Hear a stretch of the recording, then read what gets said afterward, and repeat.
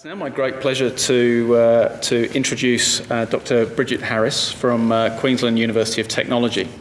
Dr. Harris is based in the Centre for Justice in the Faculty of Law at QUT and is an associate at the West Virginia University Research Centre on Violence. She works in the areas of domestic, family and sexual violence, technology-facilitated violence, advocacy and justice administration, spatiality and access to justice. Her work in these fields has been used in government and non-government training initiatives, policy and practice development and reforms, and to inform inquiries, including the Victorian Royal Commission into Family Violence and the UK Parliamentary Office of Science and Technology Review on Stalking. She's published widely on rural experiences of and responses to violence and rural criminology.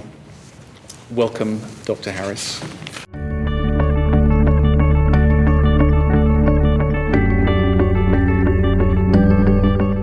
Thank you so much for coming tonight and having me here. We're really excited to see the evolution of the centre. I think there are so many great opportunities and really important contributions to be made in understanding and responding to crime.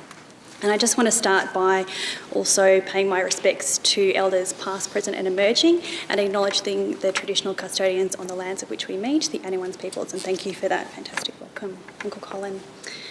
So today I'm going to be talking about domestic violence in rural places. And I just want to briefly acknowledge, don't have to read this, my fantastic colleagues and also funders who've helped us do this work. And what I'll also just mention at the end is some of the resources that we've made available if you're an advocate, a practitioner, or if you want to know more about responding to domestic violence. So, if we're trying to look at levels of violence in rural communities, one of the challenges we have is that we're sometimes defining rurality quite differently, we're measuring it quite differently, but what we can see from existing research, and some of the research has been done by UNE scholars, which is really fantastic, is that family violence is significantly higher in a number of, many, or some researchers assist more generally in non-urban places. And that really mirrors what we see internationally in the American context. So this is one of the reasons we need to be thinking about place and space when we're responding to violence. But we also need to be thinking about rurality in terms of the barriers that survivors encounter. So all survivors of violence encounter a number of different challenges when they're trying to seek assistance for and respond to violence, but these are really exacerbated in non-urban places. So firstly, you have this notion of visibility. You're more likely to be known by people that you're seeking assistance from when you're reporting violence. And I'm going to give you a number of anecdotes today, and they're from survivors who've given me permission to share their stories. So one survivor said, you hear the names from court loudspeaker in the supermarket across the road. The public thing in court is too hard. It's a small town, so two people behind you might know him. So you might water down the account of violence because there's people behind you listening. We also can have geographic isolation, so people can be a further distance from support networks, from police as well. And we can have social isolation. So this might happen because people feel that their community might not be responsive to violence. And unfortunately, this might happen when we have perpetrators who are seen as kind of a local hero or sort of a good person in that sense. Social isolation is also something that a lot of perpetrators actively try and promote. So they really try and destabilise somebody's social networks of support. There's fewer transport options, as I'm sure you're all aware, so public transport networks can be really fragmented. There's no Uber, there might not be a lot of taxis around, and they can be really expensive to use. You're more likely to encounter homemade weapons and firearms, and that really elevates the risk of homicide. You're likely to have less crisis and rental accommodation, less access to support services, legal services, police and emergency assistance. Now, unfortunately, what that means is that what would be a serious assault in an urban area becomes a homicide in a rural place. There can be really complicated financial arrangements and pressures, less employment and education opportunities, and that's what someone really needs if they're exiting a violent relationship, that opportunity for financial independence. We also have disaster, so we have floods, fires and droughts, all of which are kind of urban traits. And what we unfortunately see in the aftermath of disaster are significant spikes in violence. We also have this idea about postcode justice. So remember I said a lot of the research suggests violence could be higher in rural places. It's certainly higher in some rural places compared to urban. But we have most of our resources really allocated to the urban environment, and we don't normally think about the particular rural challenges that occur. So these are all barriers to think about. So one thing that we've seen just really shaping people's experiences and responses to violence is how technology is used. So I'm going to first talk about how it's used by perpetrators.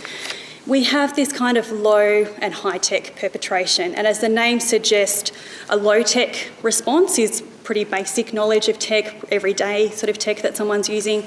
The high-tech is really specialised skills. It might be things like hidden apps and spyware and a lot of different tracking devices. But unfortunately, the gap between the two is really closing. And one reason for that is that the uptake of technologies is increasing, the cost is decreasing, and unfortunately we see perpetrators also knowledge sharing. So they'll use a few different forums online, for instance, to talk about, tips to stalk your partner. So that division between low and high is really shifting. What's different about the technology, though, is it's not bound to any kind of geography. So you're exposed anytime you're accessing your phone, your computer, your email, a social media profile. It also has this notion of kind of constant access and immediacy. If you think about how often you use your phone, for example, that's potentially pretty frequently. It really shapes how someone experiences violence, how they can respond to violence. It can be a huge deterrent to responding to violence. So someone might, if they're aware they're being tracked by their partner, not feel that often it isn't safe to exit at that particular time. So there are huge impacts on people's wellbeing, sense of safety and also security. To give you a bit of an idea, technology is part of someone's broader experience of violence. It's not distinct, it's just another form of violence that people experience. It's sometimes useful to think about abuse and stalking, and that's because we've got a different kind of tool set to respond. So we can use different legislation, for instance, to respond to the stalking element. It also might help us if we kind of categorise to really understand and identify the behaviours that we're talking about. So if we're firstly thinking about abuse, the thing that we see is how tech can exacerbate other forms of abuse. So it's often used in the course of economic abuse, psychological abuse, and sexual abuse is very common. So image-based sexual abuse is pretty common amongst people's experiences today. It can also be sending, posting abusive communications using technology, harassing or defaming someone using technology, and doxing, so posting someone's personal material, their information online. Impersonation and identity theft, so what we've seen is perpetrators or someone in their network impersonating police to try and discourage someone from responding to violence.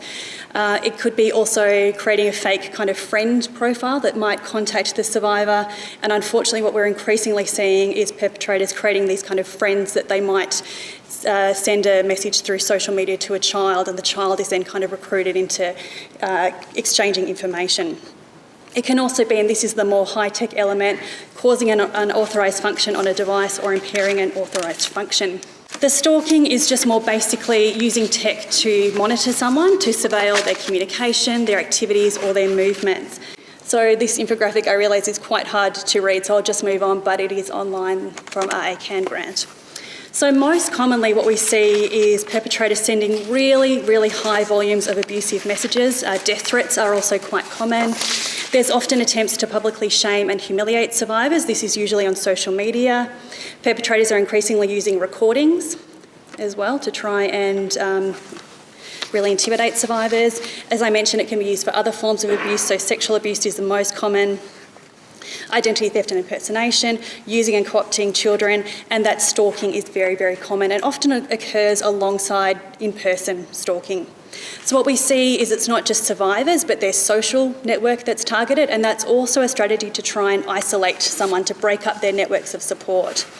It's both hidden, so covert, and overt. So perpetrators often really delight in survivors knowing that they're being watched, for instance, and that it's very much about the intimidation and control of which tech is used to perform. It happens during relationships. It can start during separation. It often escalates during separation, and that is the most dangerous time for someone exiting a violent relationship. So I've mentioned some of the sort of behaviours that you might identify as problematic. But what's also really important to understand is that when we're looking at technology, we need to really place it in dynamics of violence. So the ways that perpetrators are seeking to enact harm, to coerce, control, threaten, intimidate and isolate. And that can be really personalised. It's not necessarily something super obvious. So firstly, one thing we see is perpetrators offering to set up different technology or offering to buy survivors' devices. Now that might seem really helpful and it could be something that is really helpful, but in an abusive context, it's often the start of using technology to control. We also see perpetrators using particular terms that might be painful for survivors. So we had a survivor, for instance, who was sexually assaulted as a child, and a particular term was used by the perpetrator of that crime.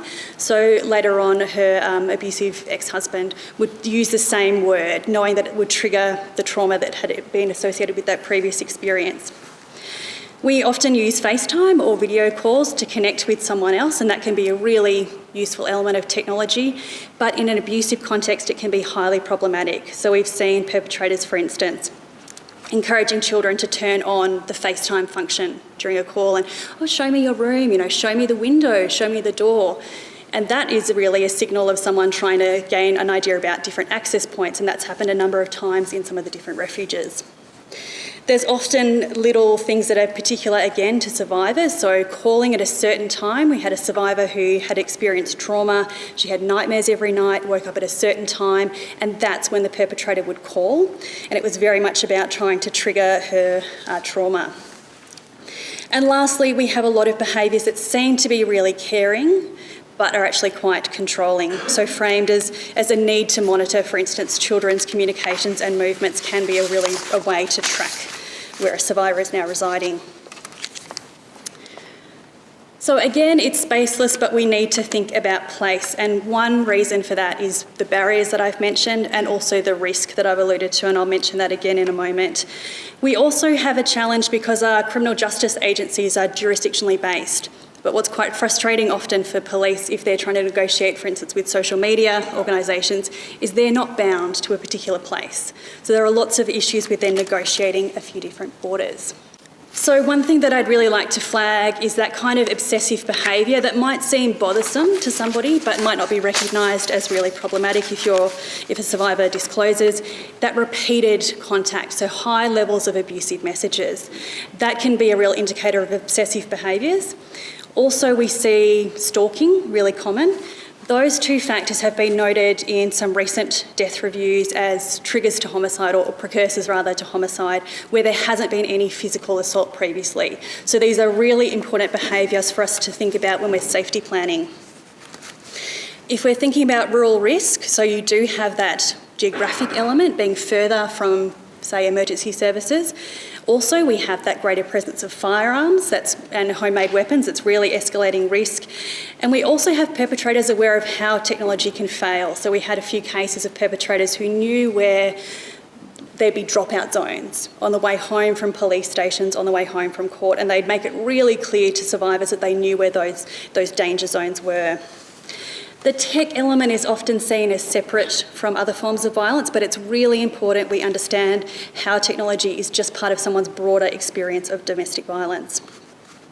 There's generally, unfortunately, been a lot of discontent with criminal justice responses, but I really want to acknowledge how proactive police have been in this space, and I think a lot of awareness is growing. There's often a lot of pressures on survivors to change their behaviours. So, for instance, to stop using technology. If you think about the role technology plays in your life, that can be just really hard to achieve. It's also quite unfair to expect survivors to have this burden of the safety work, as we call it. But also something I really want to flag, if anyone discloses this kind of tech element to you, it's really dangerous to just tell someone to stop using technology, particularly if they're being subjected to that really obsessive text messaging and that stalking. What we don't see is people just stopping perpetration. What happens is there's normally an escalation of physical violence, and also the traditional in-person stalking spikes up. And again, these are two precursors to homicide. So just stopping using technology is really problematic. That's one of the reasons that some survivors will purposely leave open a few channels of communication. That's because that's how they are measuring and managing that risk. There's a few different, that all sounds very grim, but I'm just going to talk briefly about, I'll just mention this and then talk about some things that are really great with technology. So what we're seeing is how real-world networks, so friends and family, might be used in the perpetration of domestic violence. So we see, unfortunately, a number of people engaging in, for instance, the tech violence. They might also engage in some of the shaming campaigns on social media.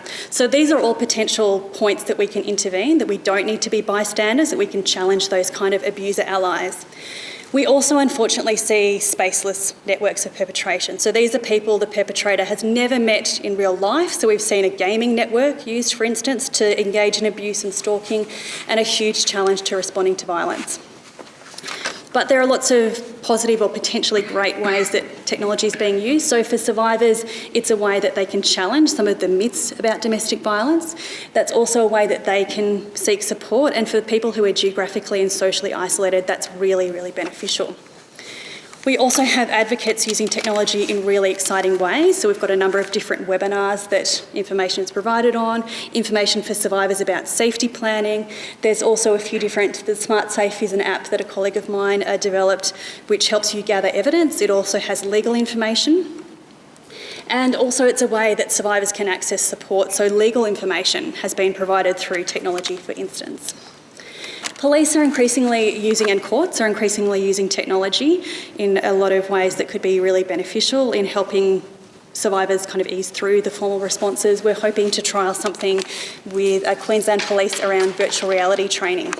And lastly, I just want to mention a few different resources. So if you know anyone who's experiencing the tech element in particular, what you can do is contact or use resources on eSafety or WESNet. They offer really great training to practitioners and advocates. And also we've got a few free sessions. So one is really targeted at advocates and practitioners in rural places. And also there's one that we've got which will be really helpful for survivors too. So really encourage you to learn more about the domestic violence dynamics and also technology, and to really avoid being a bystander to challenge those kind of behaviours.